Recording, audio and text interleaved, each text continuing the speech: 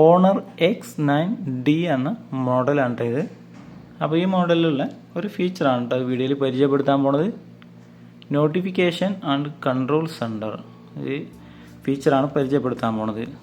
നമ്മൾ ഈ ഫോണിൻ്റെ മുകളിൽ നിന്ന് കൺട്രോൾ സെൻറ്റർ സ്വൈപ്പ് ചെയ്തിട്ടാണ് നമ്മളിങ്ങനെ ചെയ്യാറ്. അതുപോലെ നോട്ടിഫിക്കേഷന്. അപ്പോൾ ഇത് രണ്ടും ഈ ഭാഗത്ത് നിന്ന് സ്വൈപ്പ് ചെയ്ത് നമുക്ക് എടുക്കാൻ പറ്റും. ഇപ്പോൾ സ്വൈപ്പ് ചെയ്ത് കഴിഞ്ഞാൽ ഓണർ സെർച്ചാണ് വരുന്നത്.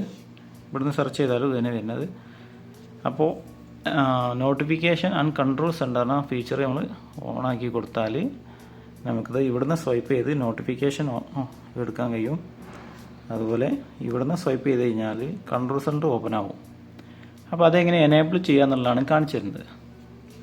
അതിനായിട്ട് നമ്മൾ ഈ ഒരു ഓൺ സ്ക്രീനിൽ അതുപോലെ സ്വൈപ്പ് ചെയ്ത് കൊടുക്കുക. ഇങ്ങനെ ചെയ്ത് കഴിഞ്ഞാൽ ഇവിടെ സെറ്റിങ്സ് കാണാൻ പറ്റും. ഈ സെറ്റിങ്സിൽ ക്ലിക്ക് ചെയ്യുക. അപ്പോൾ ഇവിടെ ഇങ്ങനെ എഴുതി വെച്ചാൽ കാണാം സ്വൈപ്പ് ഡൗൺ. അതിൽ ക്ലിക്ക് ചെയ്യുക. ക്ലിക്ക് ചെയ്താൽ ഇതിലിങ്ങനെ കാണിക്കും ഓണർ സെർച്ച് ഉണ്ട്, അതുപോലെ നോട്ടിഫിക്കേഷൻ ഓർ കൺട്രോൾ സെൻറ്റർ എന്ന് കാണാൻ പറ്റും. അതിൽ ടിക്ക് ഇടുക. അതിനുശേഷം നിങ്ങൾ ബാക്ക് വന്നതിന് ശേഷം ഈ രണ്ട് സൈഡിലും നിങ്ങൾ വിരൽ വെച്ച് സ്വൈപ്പ് ചെയ്ത് കഴിഞ്ഞാൽ ഇപ്പോൾ ഈ ഭാഗത്തു നിന്നാണ് സ്വൈപ്പ് ചെയ്യണമെന്നെങ്കിൽ നോട്ടിഫിക്കേഷനാണ് വരാൻ പോണത്. കണ്ടോ, നോട്ടിഫിക്കേഷൻ. മുൻപേ നമ്മൾ മുകളിൽ നിന്ന് സ്വൈപ്പ് ചെയ്യണത്.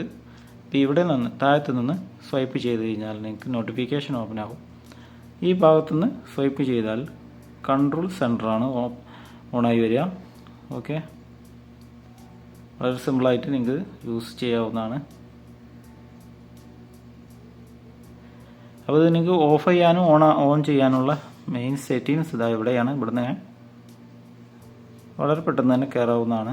സ്വൈപ്പ് ചെയ്ത് നിങ്ങൾക്ക് ആ ഒരു കൺട്രോൾ സെൻറ്ററും അതുപോലെ നോട്ടിഫിക്കേഷനും ഓഫ് ചെയ്യാനുള്ള ഒരു സ്ഥലം ഇവിടെയാണ്.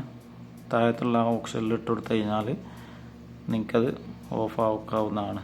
ഓക്കെ, അപ്പോൾ ഈ വീഡിയോ കാണുന്ന ആൾക്കാരാണെന്നുണ്ടെങ്കിൽ ചാനൽ ഒന്ന് സബ്സ്ക്രൈബ് ചെയ്ത് സപ്പോർട്ട് ചെയ്യുക. ഓക്കെ.